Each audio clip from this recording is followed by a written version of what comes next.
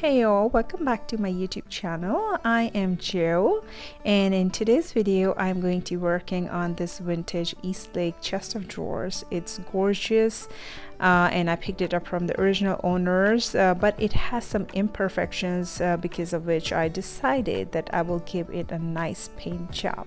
So I started with filling wood putty where the veneer was missing. I let it dry and sanded it nicely, and then I started by removing the poles. If you see, there are no screws in the knobs, so I had to put in a lot of pressure because it was glued to the wood to take them all off.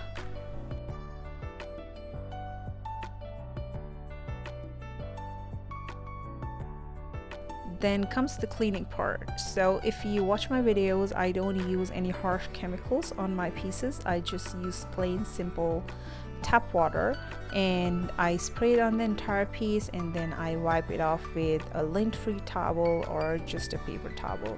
And that's how I gave this dresser a nice perfect cleaning.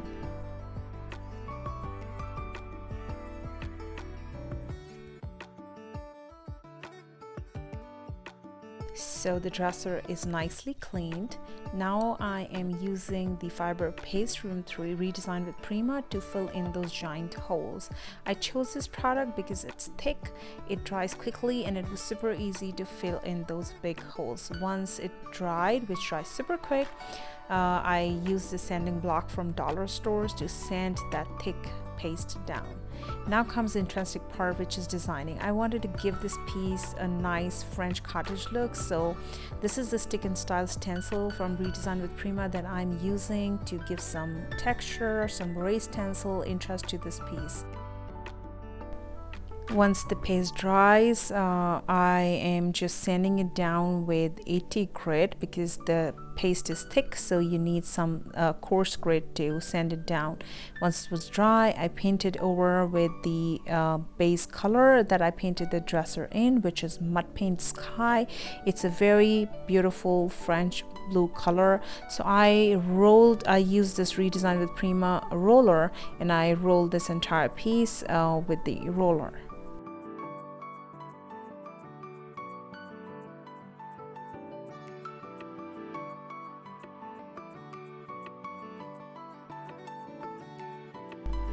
On the top of this dresser, I again did some raised stenciling to hide the dents and imperfections which didn't go away by painting. So I created this beautiful look, sanded it down to a smooth finish, and I just left as is. I didn't paint over it. Now comes the front part, which is the drawers. So I'm using this painter's tape that I got from Home Depot to create stripes on the front 3 drawers.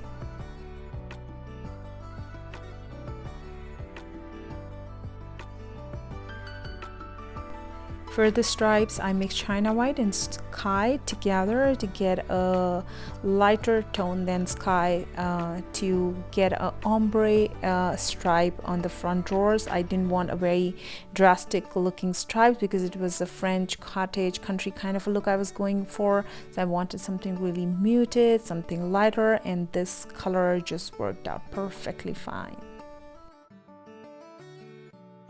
Once the paint was dry, I removed the painter's tape and let it dry completely.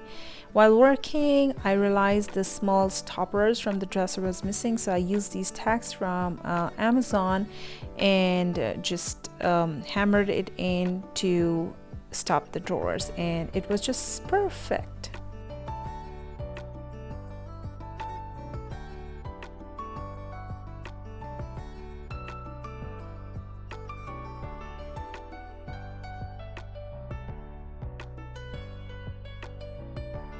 So the painting is done, and now I put this lovely script transfer from Redesign with Prima. It comes in 3 sheets. I applied 1 sheet at a time, and then I used this flat spatula to trim the transfer between each drawer for crisp and clean lines. After this was done, I sanded this whole piece down to give it a nice distressed look, especially on the edges, to make it more worn out and give it that vintage charm that this dresser speaks about. And the final step is top coat. So I seal this entire piece in Mudpaint clear coat because it is important to seal the transfers as well any textured surface that you create on your furnitures.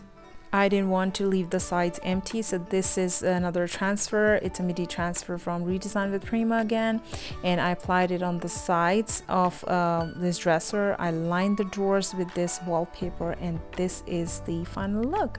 I hope you enjoy this vintage beauty as much as I do. I'll come back again next week with another video. Thank you so much for watching.